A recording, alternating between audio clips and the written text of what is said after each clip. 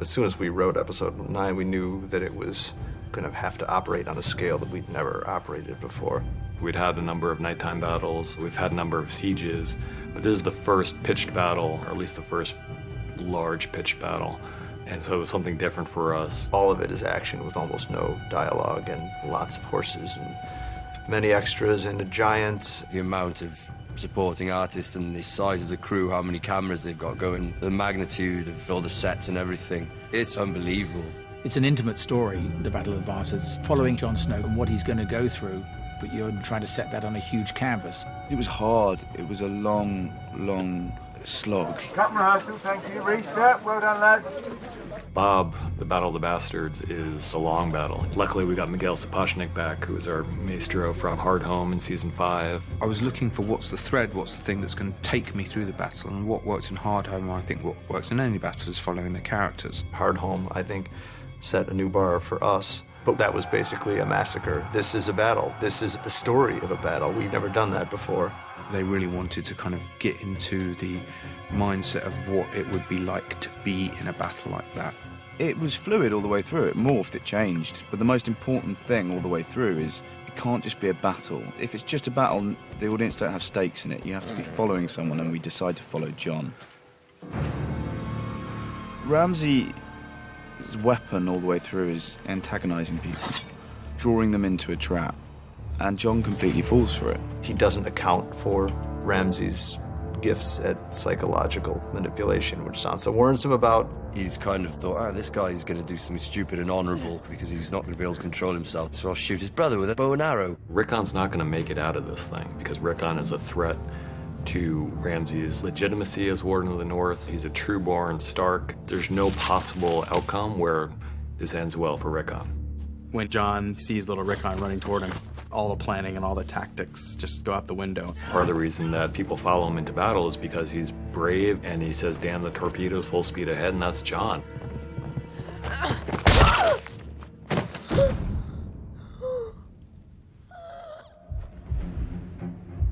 But it's also a weakness for him as a military commander because he lets his emotions get the better of him. There's no way he can't gallop towards his brother who is being shot at with arrows and try and save him.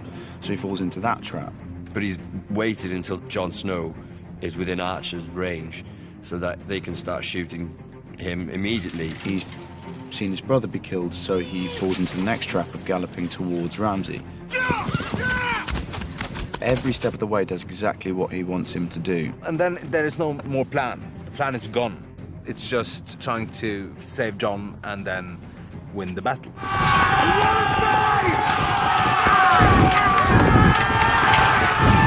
And everything that can go wrong goes wrong.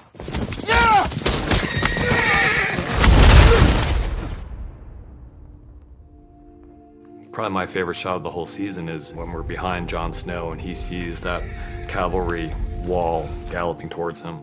And part of the reason it's such a great shot is it's all real. That's 40 horses charging full speed at Kit Harington. Until the last minute, I was stood there facing off against this cavalry charge, which is really scary. We're a bit annoyed because I think everyone's going to think it was CGI, and it wasn't.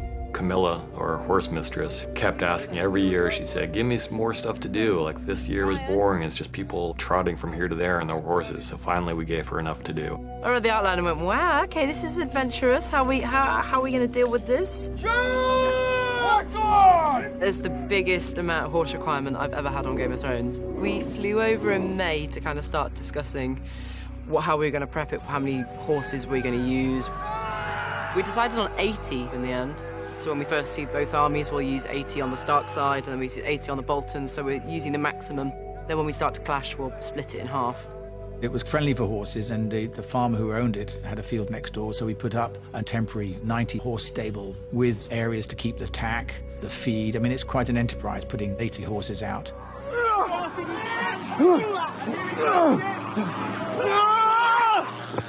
When we had horses charging past me, those were all real horses. I obviously work very closely with Rowley, putting it all together. And we make channels so it looks like they're clashing, but they're not. The horses are actually just passing through, like 2-foot channels so they can clear out.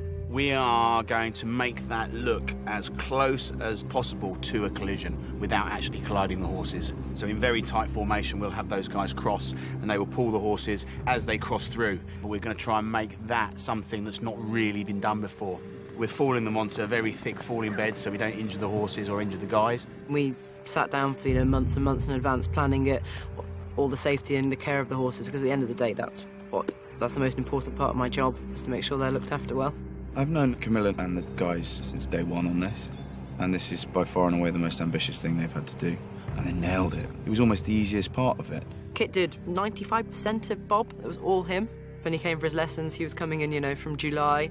Never really been on a horse since season 1, and suddenly I was galloping and leaning off the horse and vaulting on and everything. Initially, the idea was to almost never leave John's side, ever. And that's how the Oneer was born, out of this idea of what happens if you just stay on the ground with John. The Oneer, as we called it, was one long shot which doesn't cut. We start off with horses just missing him, horse falls happening. Whereas in most sword fights, you sell it for a camera there, and then you'll switch around for camera. So one of those beats will work somewhere. This was all one long steady cam shot behind us. So every angle had to sell for camera, and it had to work as one long piece. He has one of the enemies stumble into him, somebody else stabs that guy through the head and he just misses the sword, only for that guy to then get hit with an arrow and drop, and then 2 horses collide behind him. It just goes on and on and on. That was really hard. Sword fighting's really hard like that. It's all going to be him. We're not going to use a double for that. He's also got a 6-way fight with 6 guys static. He's got a 6-way travelling fight. But he picks it up really easily and he loves it, so it's just really nice to work with him. The sword play was very different to what I expected. I didn't think it was so technical. So I've got a huge amount of respect for these guys now. When you rehearse a fight, you have tons of square meters to do everything and rehearse every move, and it's very secure. But then you have to add people running around me. My sword was going like this and this and this. And I'm also very happy that I didn't kill anybody. I had at least a good month on and off, what have you, in intervals before we started shooting. As a boxer, you're always on your toes, but when it comes to swordplay, you really have to plant yourself. That was quite different for me, and that took the longest for me to get my head round. You want it to feel crowded and mayhem and like, anything can happen any time. But I really don't want anything to happen any time. I want what we plan to happen and it look really cool and let's not hurt anybody.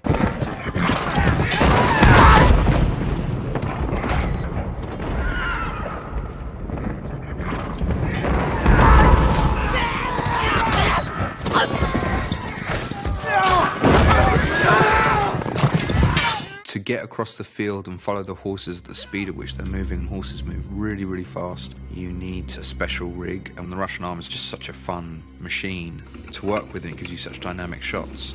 It's basically a camera tracking vehicle. It's a remote control arm that sits on a Land Rover in our case. The Russian arm is a very sophisticated bit of equipment.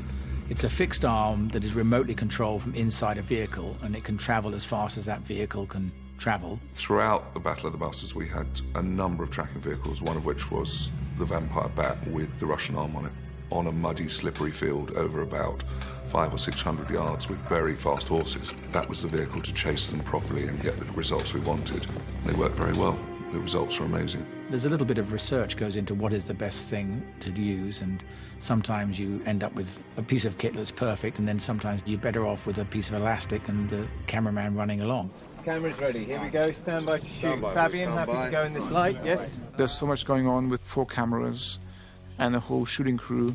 For me, the biggest thing was how can I keep a consistency visually over 24 shooting days altogether. We tried to shoot everything in clouds, or even if there was a sunny day, there was some cloud cover every now and then, so we always made sure that we had another take in cloud. But the main worry from a cinematic point of view was that Saintfield was just a huge, massive, vast field. And it was also very muddy and very complicated to move around. Game of Thrones is so big and it's so ambitious, You have to not be intimidated by it, but you have to embrace it. The first time I saw Saintfield, my initial reaction was laughter, because I couldn't believe the size of it. 26 acres. Just storyline-wise, if you're talking about a bowl where everyone would run into the bottom of a field and meet, my first suggestion to everyone was Saintfield. We arrived to look at a field in June that was essentially a valley that had bad drainage, and we had a lot less time to prep this than we had to prep Hardhome. It was bigger and more complex. We're not talking about someone's garden here. It's a huge field that had to be prepped and ready every single day. Initially, we surveyed the field. We made models of the field. We made model armies to represent the two armies. That was really for Miguel, so that he could then plot how he was going to work all that out. I knew the set pieces sounded very, very big. I knew that was going to be hundreds of people in a field. I knew it was going to be a matter of access. It was close to Belfast, so it didn't demand an hour's drive up into the glens, and we knew that the farmer was going to be reseeding and ploughing up the field at some point, whether we shot there or not. Thankfully, we have a very good reputation of doing what we say we'll do and fixing what we say we'll fix. When we say we're really going to absolutely decimate your field, we mean that, and I think they were prepared for it. It had a certain amount of topography, which meant that you didn't see for miles and miles. So the idea was that you could set the battle in a place grand enough and big enough to feel that's where a battle would take place, but you would be contained by a bowl of hills around you. So a lot of the filming could be set against real backgrounds rather than relying on extensions from visual effects. Then you had to make sure that the horses can run here. There's no good finding out after you've done all this work that there's rabbit holes all over the place. I suppose the biggest challenge was going to be the ground. We have to go in there and we have to turn the ground brown. I mean, obviously, we can turn it into mud with no effort at all, but ideally it's brown and it's got sprinkling of snow in it, and it has to feel more landish rather than where it actually is in County Down is quite lush and green. We had to snow up all the trees around it, so everything felt winter. Even though it's a bit of ground, it was as big a set as you could say we were going to build, because it took a lot of time to turn it into the final result. As soon as it started to rain, that valley turned into this bog, and then it got worse and worse and worse. We were very lucky in that we had limited rain, but the little rain that we did have marred production completely. Belfast and this area is known for a lot of rain, so we had to have strategies in place that would allow the horses to be able to run up and down without creating so much mud that they wouldn't be able to run up and down anymore. So every night the Greens Department would go back through and they would prepare the ground again for the following day. We worked very closely with the Greens Department, putting down gravel, scraping away the mud levels which were just building up and becoming unsafe for horses. So we had a sort of a reclamation crew. In the morning they were up at 3, 4 a.m. with wheelbarrows and putting down solid material so that we could stage some of the big runs. Suddenly you're trying to get 500 extras to run in a certain formation they've been practicing all week with shields that are 6 foot tall and weigh kind of 20, 25 pounds each. If it wasn't enough that you've got to get these people to interact safely, you then also have to multiply them. Go! Go! Follow your commander! You've got two giant armies that are opposing one another. You know you're not going to have more than a few hundred extras on one side or the other, so you've got a lot of crowd replication. We knew it was going to be a bit of a challenge, making this thing feel like there were thousands of people facing each other. We had a lot of cavalry, a lot of infantry. 1-1, the giant is involved. Most of it would be photographed, but it also needed a lot of digital enhancement. There's a great deal of time spent figuring out what the various elements are and how to shoot those elements. We shoot horses falling and charging toward one another that we can use as elements, but you've got things happening that you can't shoot in any real way. You've got horses crashing into each other, and you've got a giant punching out a horse. There isn't really a 14-foot giant. There is a 7'2" actor that we've brought in. He becomes a realistic character after we throw a few camera tricks at him. Every time we shoot with him, you got to shoot it 2 or 3 times just to make it all work for VFX. So he's kind of a diva, but at the same time, he's just a great-looking giant. We wanted a large performer because somebody who would be 14 feet tall would have more weight and mass to move around. A person who's a normal size would have a very difficult time pulling that off. Working with someone who is 7'2" and then is also an actor puts us in a very good spot. All credit due to the prosthetics team, the VFX team, and to Ian White, who portrays him on screen. He's the best giant there is. There are a lot of shots that we put together that require a lot of technical precision. We start to get into complex areas that we haven't really broken ground with on the series before, where it is fun and exciting, but also very challenging. When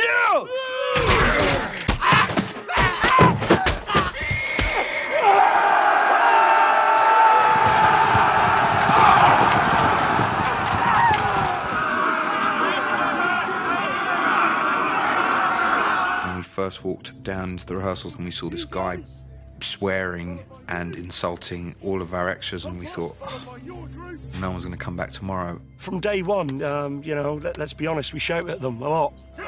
After 27 years in the Royal Marines, I've found that I thoroughly enjoy bringing that experience into the civilian world of TV production. It's been interesting, very, very interesting. He's got a way with words. Shield man, I'm looking right at you. Hold that fucking pike there, please. He was incredibly well liked and respected, in spite of the fact that he would insult everybody at some point or other in the meanest possible way.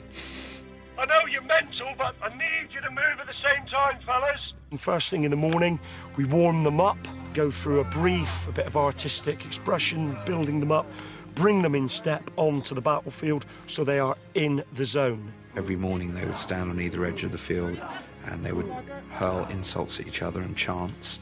Up onto the top of the hill. 5 minutes notice to move if we need you on the Bolton side. You know, that weak lot of piss over the other side. Okay? The extras are incredibly keen, but they actually have to be trained in a way that is slightly militaristic, so they can do things quickly, they line up quickly, so they can become more and more people. Something is called tiling. So a lot of time was actually spent in prep, teaching these hundreds of extras to move swiftly from one block to another so that we could do the tiling efficiently. They're trying to get us quickly moving from different setups, which is obviously important on a big screen like this. There's maybe about 400, 500 guys here that are doing the extras, but they're trying to make it look like 10,000. Camera time is very expensive, so what we need to do is instill that sense of emergency so that when we say stand up on move, they move. You will march onto the battlefield. Jamie understands the notion of how to motivate people. When they're motivated, they move. And it's amazing the difference that makes when you have the right kind of people working on your crew, because they help move everything along.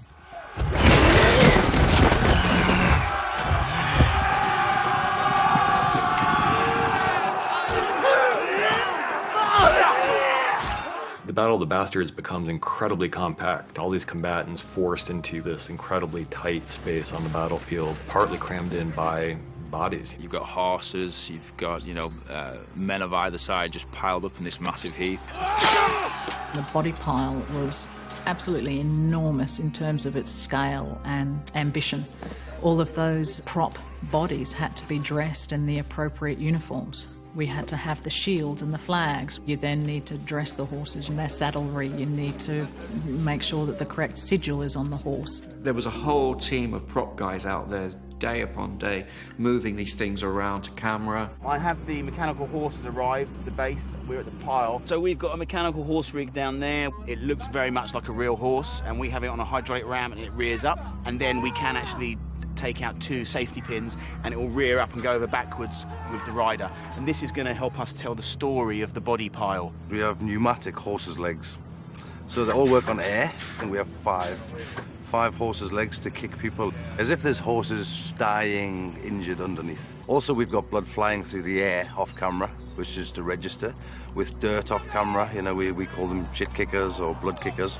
And then we've got scoops the animal feed scoops that we throw dirt through the air as if the horses are kicking it up. Anything to make it look as messy as possible and as dirty as possible. I would like to put on record right now that I have had more shit thrown at me than any other actor on this show. We use blood rigs. There's certain kills that we can keep it within camera, so no visual effects needed. And we put blood rigs on whoever we can. We can put them almost anywhere. Out of all the most complicated and technical stuff that we had for blood rigs, what proved to be the best was a small shovel, place some blood and bits on, throw it in the air. even though I know that all of these bodies are fake. It was deeply moving. It's pretty grim. It's very brutal, actually, to look at. I've never seen that before, ever. It comes from reading real accounts of these various battles, both medieval and even more modern ones. You read accounts of battles in the Civil War where the bodies were piled so thick it actually became an obstruction on the battlefield. It's such a big undertaking to try and make a body pile of hundreds of horses and dead people. I needed it to fit into the story, and what we ended up doing is using it as this obstacle by which the Stark army could not get past without going over it, and as they went over it they would be shot down by the Bolton army. Loading!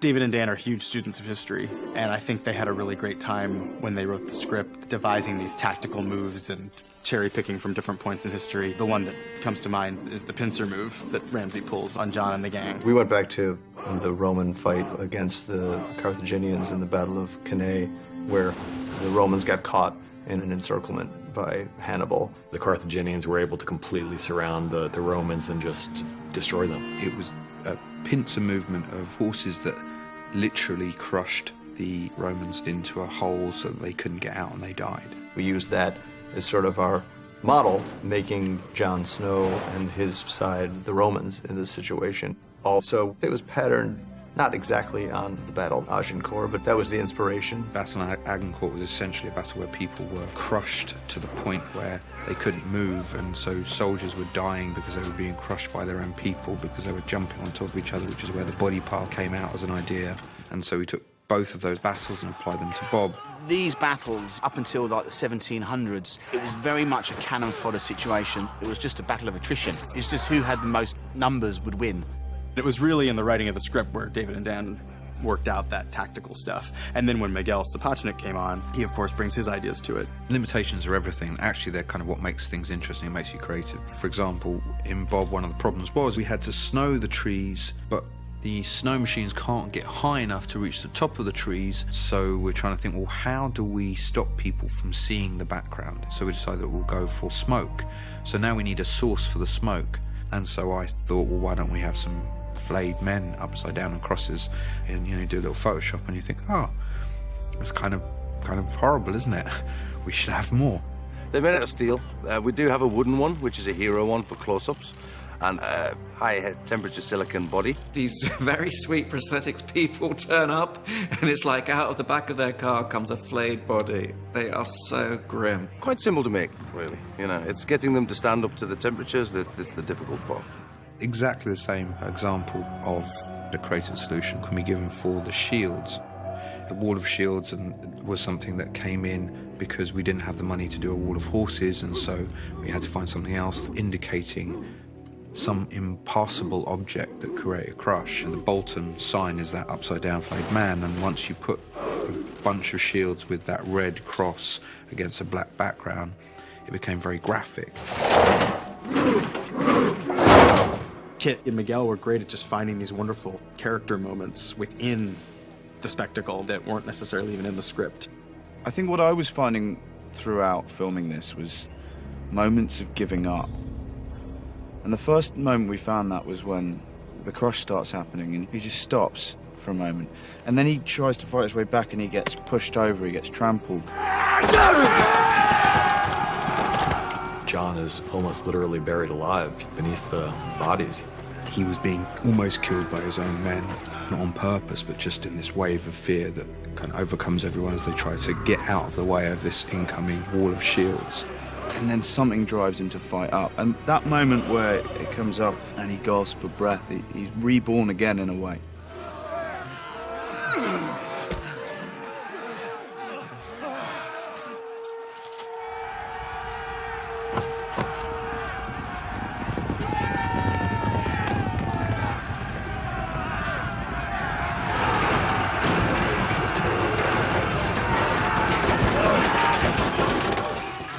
Winterfell's a place that really means so much in the context of the show, and the episode is really about bringing things home. The final act takes place in the Winterfell courtyard, and it ultimately boils down to Jon against Ramsay and Sansa against Ramsay. I always wanted to do a scene with Jon Snow. It's really nice to get to sort of have the two bastards there together, facing off. It's a horrible moment when you see your hero go a bit too far.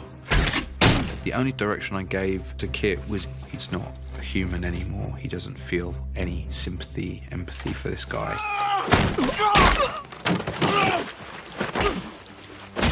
We actually spent an entire day, 10 hours, with Kit on top of Ewan, beating him. And I just shot it from every single angle I possibly could. We did a little trick that I've used before where we actually got them to make contact at 12 frames, so you then double it up speed-wise, which is 24, and it looks like they're really beating the hell out of each other. And what we wanted to try and get with that was that he's just kneading bread. He's just flattening this person's face, and that's what's changed in Jon for me. A monster has risen in him a bit, which I think should be unsettling for the viewers. Ewan just had to lie there with his head on the ground and trust Kit not to smack him properly. I actually did punch Ewan in the face twice by accident. If you get caught a couple of times, you get caught. You expect it. He's not doing it properly if you don't. He was really nice about it. But it was the end of the day and it was getting dark, and I felt it clock him twice, and you just don't stop because you might be getting something which is really good. But, you know, it's understandable, and Kit's giving it his all, you know, and I wouldn't want him to not. Got a shield in the chin as well, which I really enjoyed. I had to buy him a pint after that one.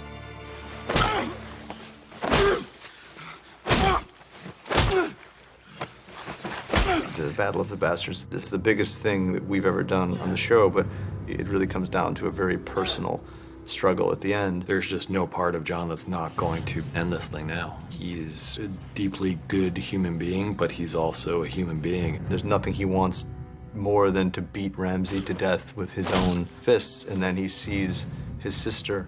I think Jon then realizes, you know, as he's about to kill him, he's on the verge of death. He realizes this is your fight, this is your guy to kill, because he understands what she's been through. Where is he? It's a very justified ending so that Sansa has the power in the end. Performance-wise, it's a very important scene for these two different characters to be doing, and I wanted them to be able to perform and interact with each other. But when it came down to it, Ramsay's not going to give her the satisfaction of ever showing that he's been beat. Until the end, he's like, they're not going to do anything to me, because his arrogance. For Sansa, she is never going to show him any feelings whatsoever. She's been oppressed for so long. This is the moment where she's taking back what's rightfully hers. So they end up playing it incredibly solitary versions of the scene where neither of them give each other anything. These two characters loathe each other in a way that made the death more frightening and more grim. And as Kit said the other day, one of the great things about season 6 is you see a lot of good people do bad things. Your house will disappear. Your name will disappear. All memory of you will disappear. It's such a strong moment for her because all her life she's been affected by these men who have just done such terrible things to her. I mean, it's nice to get to do a final scene with Sophie after last season. And this is the first time that she's actually been able to step up and do the dirty work herself and get what she wants done by herself. It's my favourite scene. Her walk away, that final shot, was so crucial, and just to get that little hint of a smile just right. I think we ended up making poor Sophie do it, 12 or 13 times in the middle of the night. It's not a big smile, it's just a little hint of a smile. Sophie doesn't say very much, but I think it may be my favorite thing that she's ever done on this show.